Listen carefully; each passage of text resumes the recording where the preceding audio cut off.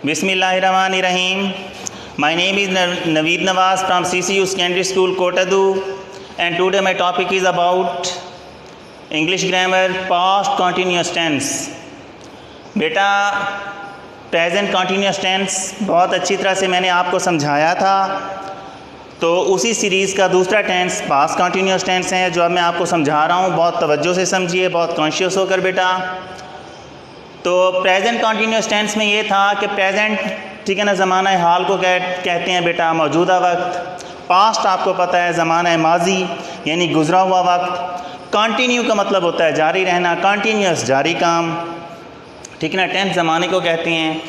तो past continuous tense की definition ये बनेगी, ये टेंस ज़माना माजी यानी गुज़रे हुए वक्त में किसी काम के जारी रहने को ज़ाहिर करता है।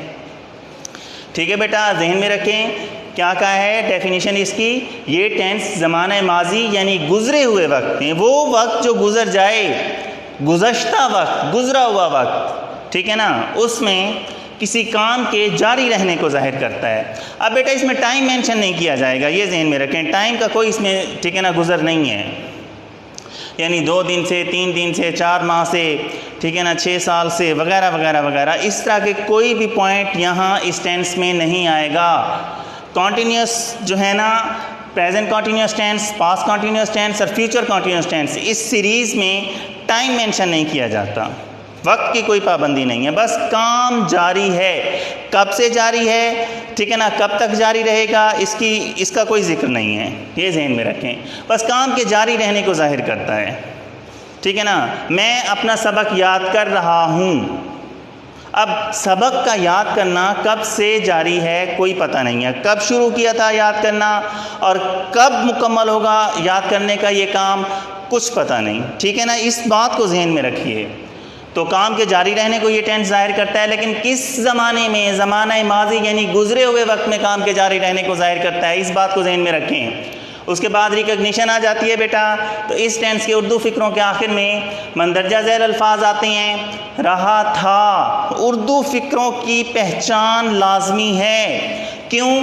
क्योंकि हमारे सामने उर्दू फ़िक्रा होता है और उस उर्दू फ़िक्रे को हमने इंग्लिश में ट्रांसलेट करना होता है। तो बेटा उर्दू फ़िक्रे के आखिर में जो आने वाले अल्फाज होते हैं वो इस टेंस की पहचान होते हैं, उसकी मदद से हमें टेंस की पहचान होती है और टेंस के मेथड के मुताबिक हम उस उर्दू फ़िक्रे को इंग्लिश में ट्रांसलेट करते हैं। इसलिए हर टेंस में मैं बार बार ये बात रिपीट करता हूँ कि उर्दू फ़िक्रों की पहचान को लाजमी जहन में रखा करें, ताकि टेंस का पता चले और फिर उसके तरीक़ाकार यानी मेथड के मुताबिक आप उसे इंग्लिश में ट्रांसलेट कर सकें। ठीक है, उर्दू फ़िक्रों के आखिर में जो अल्फाज आते हैं वो ये हैं, रहा था, रही थी, रही थीं, ठीक है ना, प्लूरल में जब आएगा, रही थीं, रहे थे वगैरह। अब मिसाल के तौर पर, ठीक है ना बेटा, मसलन कुत्ता भौंक रहा था, ठीक है, इस फ़िक्रे के आखिर में देखें रहा था आया हुआ है, ठीक है ना बेटा, क्या आया हुआ है, रहा था। फिर दूसरा, वो अपने बालों में कंघी कर रही थी, तो फ़िक्रे के आखिर में देखें रही थी।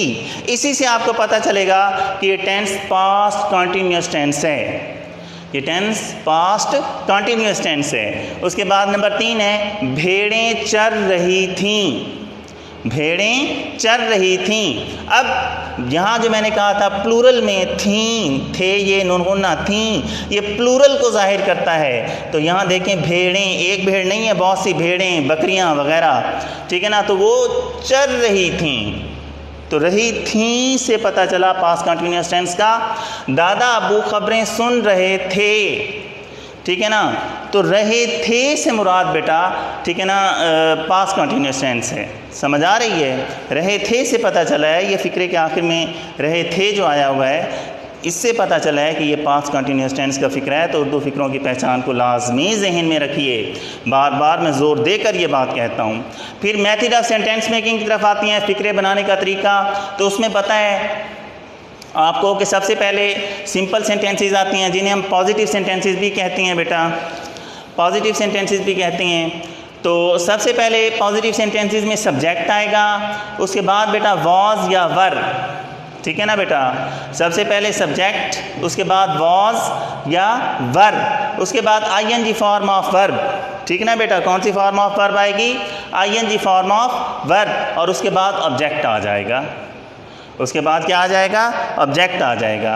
अब आईएनजी फॉर्म ऑफ वर्ब क्या होती है? बेसिकली तो 3 फॉर्म्स ऑफ वर्ब होती हैं, first form of verb, second form of verb और थर्ड फॉर्म ऑफ वर्ब।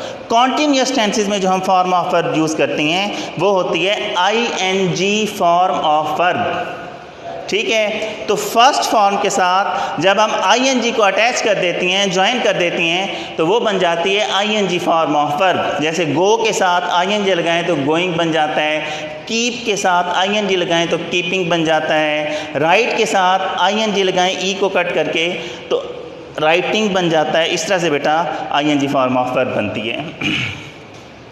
तो इसमें ये वाज और verb as helping verb use हो रही हैं, ठीक है ना। हेल्पिंग वर्ब किन्हें कहती हैं? वो वर्ब्स जो मेन वर्ब की हेल्प करती हैं। इसमें main verb ING form of verb है, main form of verb ING form of verb है। तो जो मेन वर्ब की हेल्प करती हैं उन्हें हम हेल्पिंग वर्ब्स कहते हैं, या वाज और वर्ब, ठीक है ना, हेल्पिंग वर्ब्स हैं। क्योंकि पास्ट कॉन्टीन्यूअस टेंस है तो पास्ट के हवाले से हमने हेल्पिंग वर्ब वाज और वर्ब यूज़ किए थे। प्रेजेंट कॉन्टीन्यूअस टेंस में आपको याद होगा कि हमने हेल्पिंग वर्ब इज़, एम और आर यूज़ किए थे, क्योंकि वो प्रेजेंट था तो प्रेजेंट के हिसाब से हमने helping verb is, am, are use किए थे। पास्ट है तो पास्ट के हिसाब से हमने हेल्पिंग वर्ब वाज और वर्ब यूज़ किए हैं। उसके बाद आईएनजी फॉर्म ऑफ वर्ब और ऑब्जेक्ट। अब ठीक है ना, एग्जाम्पल है, मैं अपने कपड़े इस्त्री कर रहा था, मैं अपने कपड़े इस्त्री कर रहा था। I was ironing my clothes. इस्त्री करना बेटा आयरन होता है, IRON, आयरन। ING साथ लगाएंगे तो आयरनिंग, ठीक है। तो इसमें सब्जेक्ट आई है। अब आई के साथ हमने देखें हेल्पिंग वर्ब यूज़ किया है वॉज, इधर देखें वॉज, ठीक है ना बेटा। तो आई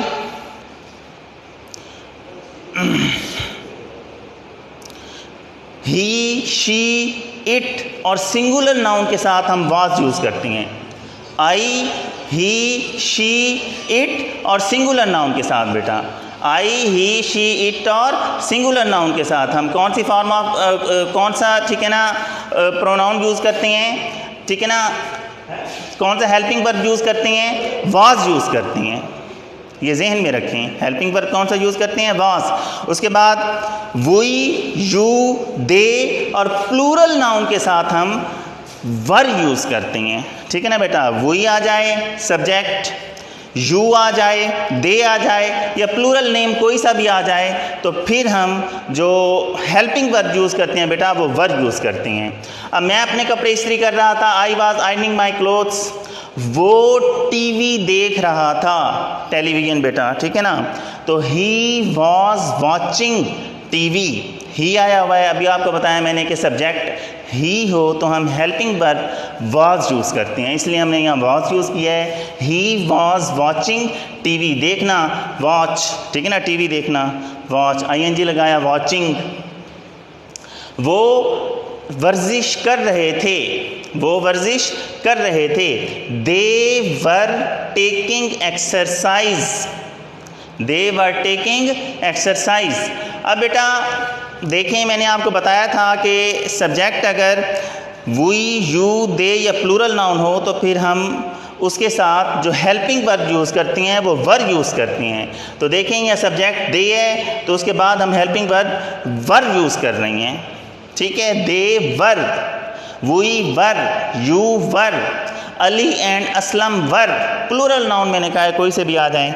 एग्जाम्पल दिए, दे वर, ठीक है ना, टेकिंग एक्सरसाइज, वो वर्जिश कर रहे थे। ये बेटा सिंपल सेंटेंसेस जिन्हें हम पॉजिटिव सेंटेंसेस भी कहते हैं, ये पॉजिटिव सेंटेंसेस थे। उसके बाद नेगेटिव सेंटेंसेस, तो सबसे पहले बेटा सब्जेक्ट आएगा, उसके बाद वॉज नॉट या वर नॉट। अब नेगेटिव है, आपको पता है नेगेटिव में नॉट लाजमी यूज़ किया जाता है तो हम नॉट यूज़ करेंगे। हेल्पिंग वर्ब के साथ हम नॉट का इजाफा करेंगे। Was not, were not, ING form of verb और फिर ऑब्जेक्ट। सिर्फ हमने नॉट का इजाफा करना है क्योंकि नेगेटिव है, बाकी सारी तरतीब वैसे ही है। अब मैं अपने कपड़े इस्त्री कर रहा था को नेगेटिव सेंटेंस में कन्वर्ट करेंगे तो मैं अपने कपड़े इस्त्री नहीं कर रहा था। I was not ironing my clothes। मैं अपने कपड़े इस्त्री नहीं कर रहा था। I was not, ठीक है ना बेटा, was के बाद not आया है। ironing my clothes, बात वही है कि सब्जेक्ट I है, सब्जेक्ट I है, तो इसलिए हमने हेल्पिंग वर्ब was यूज़ किया है। नेगेटिव है तो इसलिए not यूज़ किया है। I was not ironing my clothes। वो टीवी नहीं देख रहा था।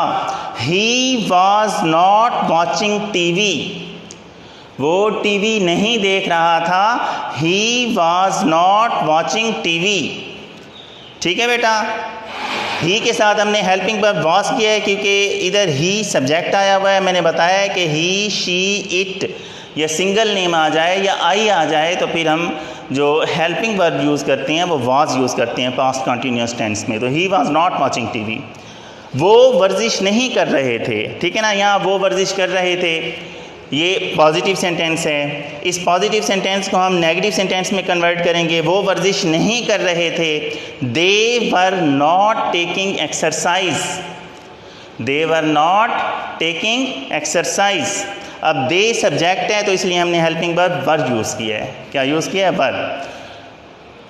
मैं फिर से रिपीट कर रहा हूँ, तवज्जो से देखिए बेटा कि पास्ट कंटिन्यूअस टेंस की डेफिनेशन क्या है। ये टेंस ज़माना माजी यानी गुजरे हुए वक्त में किसी काम के जारी रहने को जाहिर करता है। वो काम कब शुरू हुआ और कब मुकम्मल होगा या ख़त्म होगा इससे कोई ताल्लुक़ नहीं है, बस काम जारी है। इस बात को जहन में रखें, काम जारी है, कंटिन्यू है, बस ये बात जहन में रहनी चाहिए आपके।